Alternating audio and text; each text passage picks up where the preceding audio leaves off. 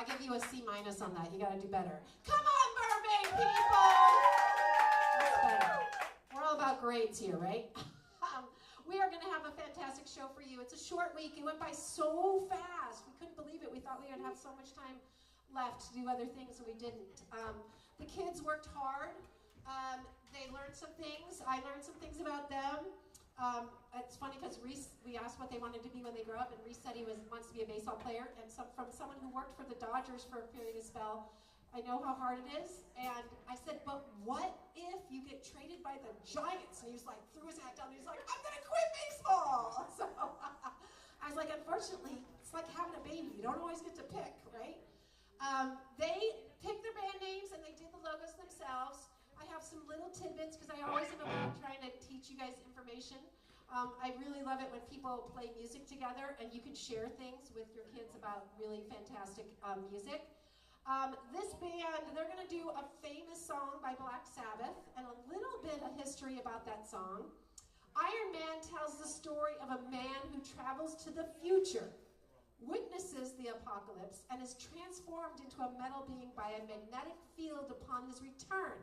He tries to warn people, but he's mocked and ignored. I can't imagine that. Ultimately leading him to embrace his new identity and cause the devastation he foresaw. The song is not about the Marvel character, but rather a science fiction tale inspired by the era of space exploration and the potential consequences of technological advancements. Upon hearing Tommy Iommi's guitar riff at rehearsal for the very first time, vocalist Ozzy Osbourne remarked that it sounded like a big iron bloke walking about. And so Iron Bloke became the placeholder title. So, a little bit of history about, of course, see, we have technological issues occasionally. And personally, it might be Sela. We think she needs to be tested for some kind of electromagnetic field. She has some superpower about her, about electronics. If you didn't know, today is the anniversary of Jim Morrison's passing in 1971. Anybody know where he died? Paris! Yes, indeed. He was in Paris with his longtime girlfriend. It's under unusual circumstances because in Paris or in France, they don't do an autopsy. So the official cause of death was heart attack. But we did give a little history about Jim Morrison and how they started and how they came upon the name. The name The Doors came from a book by Huxley, and then in the book it referenced a poem by William Blake, which is The Doors of Perception. So that's how The Doors got their name, The Doors. And we are hopefully going to solve that problem with Reese. Reese, are you so electromagnetic you caused the cable to short out? Is it your personality of being so vibrant? There we go. Sometimes it just happens, right? You just can't handle it. Can't handle the superpower. So Iron Maiden. Yes, they are on guitar, the mighty Ramon. Back there on drums, Marcel. Reese is playing bass. We're getting some help from Megan. You'll have to ask the band. Only their secret fans know what their band name stands for. They are MGD.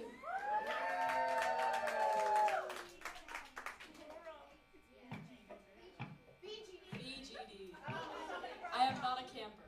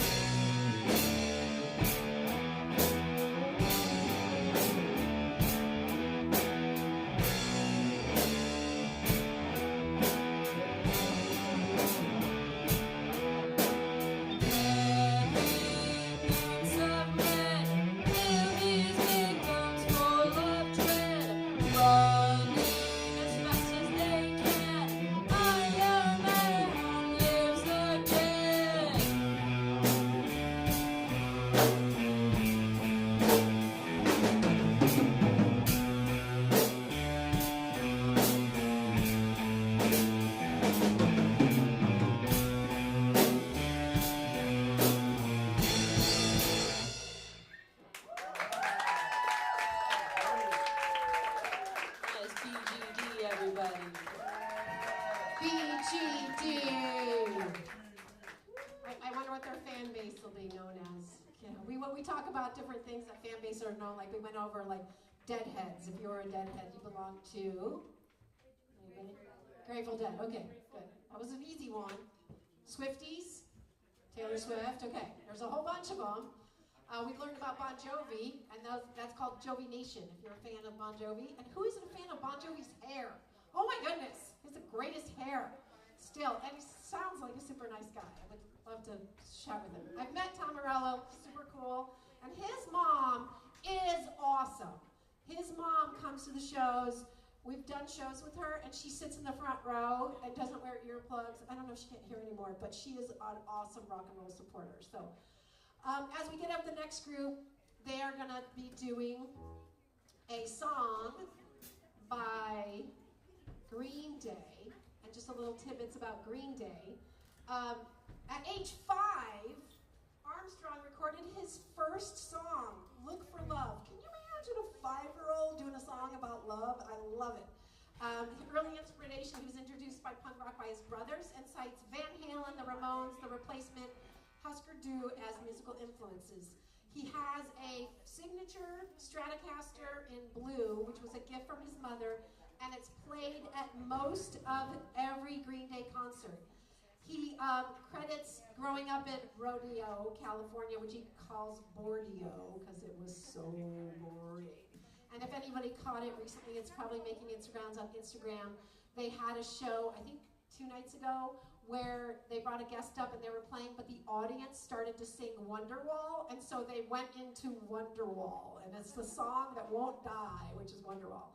Back there on drums, we have Gunner. On bass, we got Mike Zavio. Keon is taking keyboards. We got Miss Julie singing for them. And their band name is something divergent. What is it? Divergent infection. I thought it was infectious. Divergent infection. I don't wonder if Shailene Woodley knows. Anyways, divergent infection!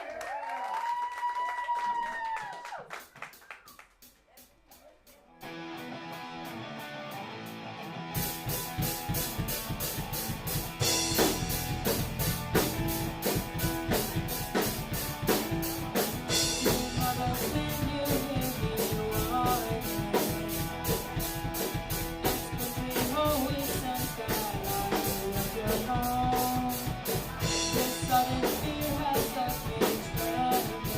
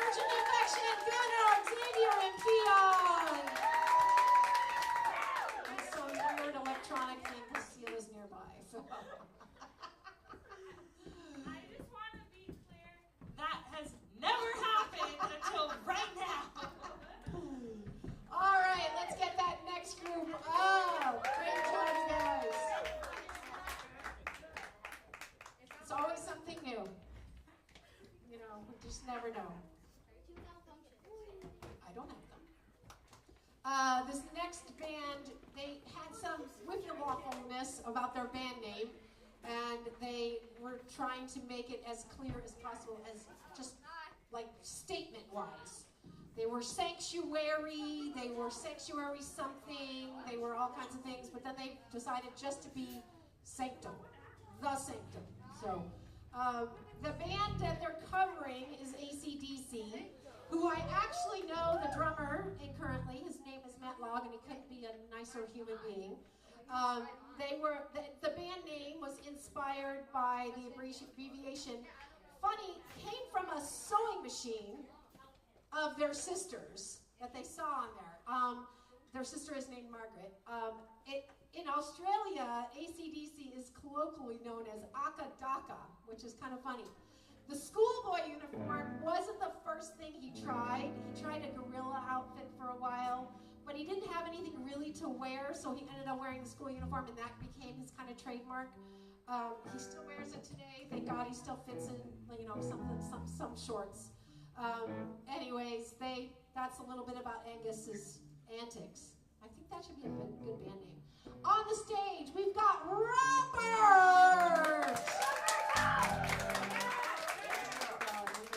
Ben on drums. Lorenzo.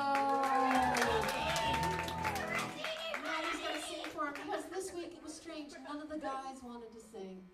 I mean, you look at the wall, they're almost all male rock singers, and not one guy wanted to sing. So that's okay. Maddie will take their jobs.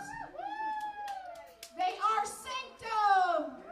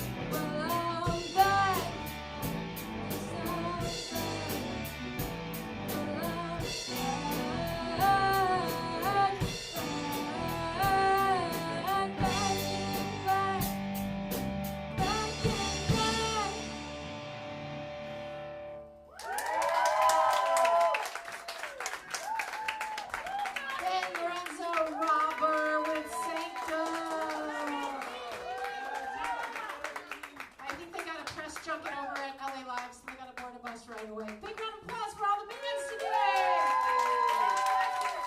Big round of applause for this instructors, Megan, Sheila, Michael, Alex, Robin, Julie, and Maddie. We have a couple of things for those advanced musicians. Advanced Music Intensive is July 14th through the 18th. Other weeks of camp are available. We will be at Burbank Mall August 9th performing, and then the people here will be performing. So mark it, come check it out. It's the afternoon, grab some dinner, hang out on the patio, listen to some free live music. Thank you. Happy 4th.